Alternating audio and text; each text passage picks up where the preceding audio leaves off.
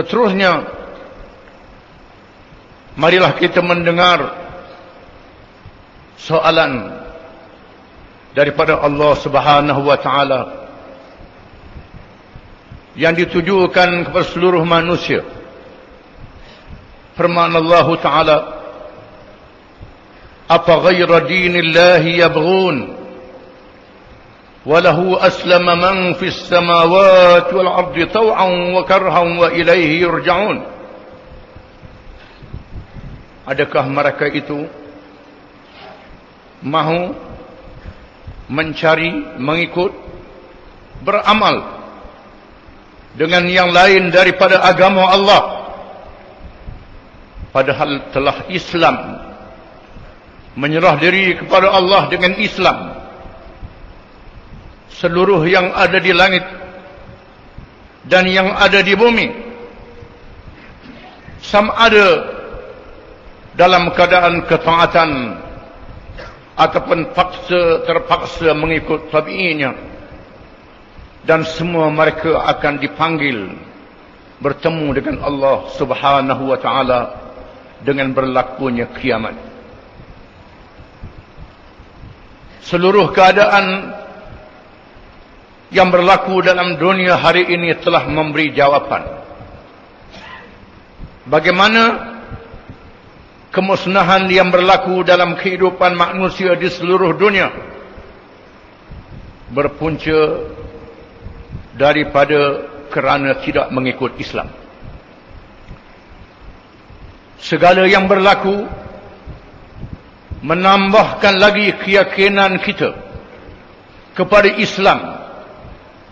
Setelah kita menjadi orang-orang Islam, sama ada dilahirkan daripada dua ibu bapa yang beragama Islam, ataupun mereka yang menganut Islam setelah menganut agama yang lain.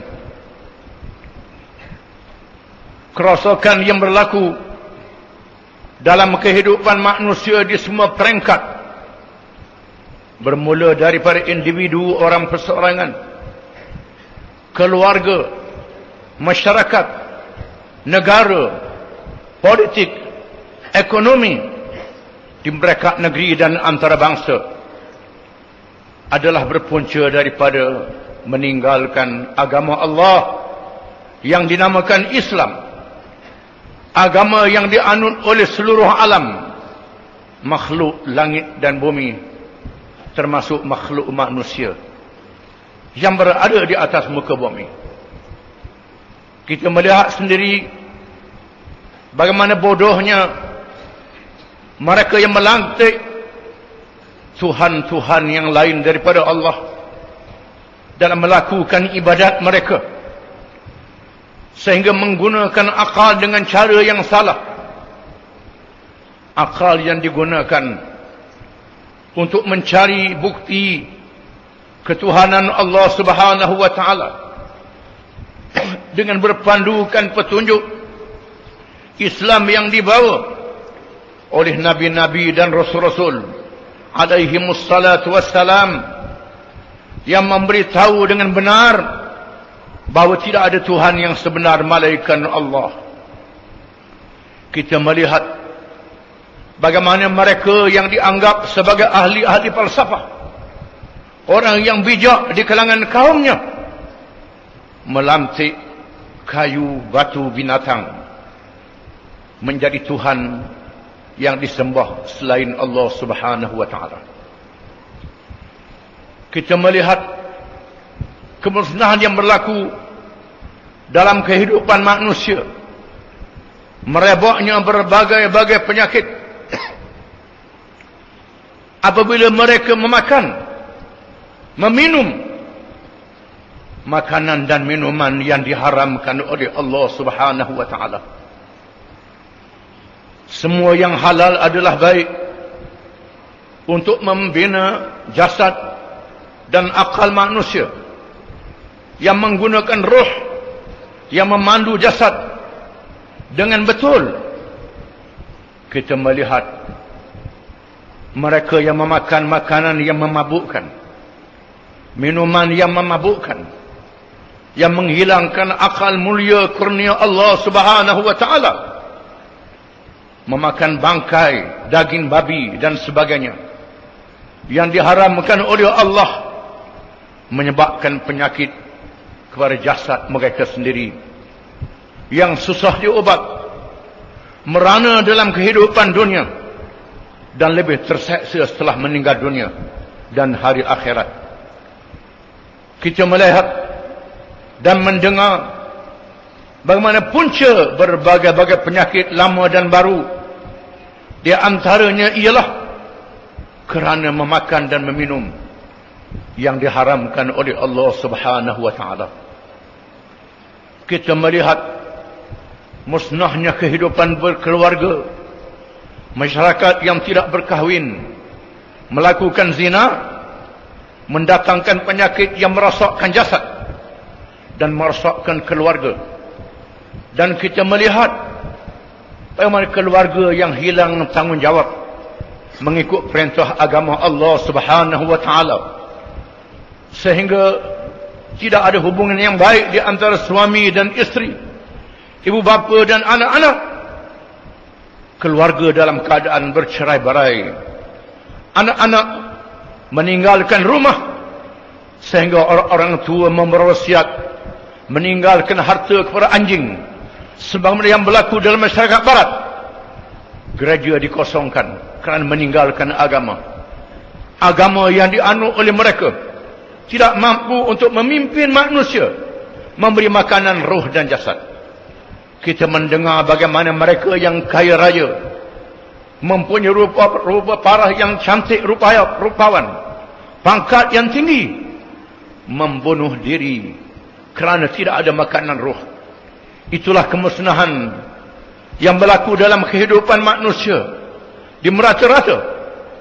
Kita melihat dan mendengar merebaknya jenayah, pembunuhan, rompakan, pencurian, penipuan di dalam masyarakat, sehingga kehidupan tidak dirasa aman lagi. Puncanya kerana meninggalkan syariat Allah Subhanahu wa taala. Kita mendengar dan melihat negara yang kuat menjadi hancur dan musnah. Kuasa politik yang dipisahkan daripada agama, berpolitik tidak ada perhitungan dosa dan pahala, melakukan rasuah, perebutan kuasa di antara satu sama lain dengan cara yang zalim, mempertahankan kedudukan dengan menindas rakyat kerana menganggap kuasa pemerintahan boleh berlagak menjadi Tuhan yang lain daripada Allah Subhanahu wa taala, menjadikan rakyat tidak merdeka dalam arti kata yang sebenarnya. Berlaku pertemuan di antara rakyat dan pemimpin yang memusnahkan negara. Kita melihat amalan rasuah yang merewak, mengejar harta dan mengejar kedudukan dengan menggunakan rasuah. Bumi dimusnahkan, bukit bukau dimusnahkan, hutan rimba dimusnahkan, melakukan cuaca yang merosakkan kehidupan manusia. Kita melihat ekonomi yang mengharamkan riba, yang mengharamkan menipu, diamalkan oleh manusia.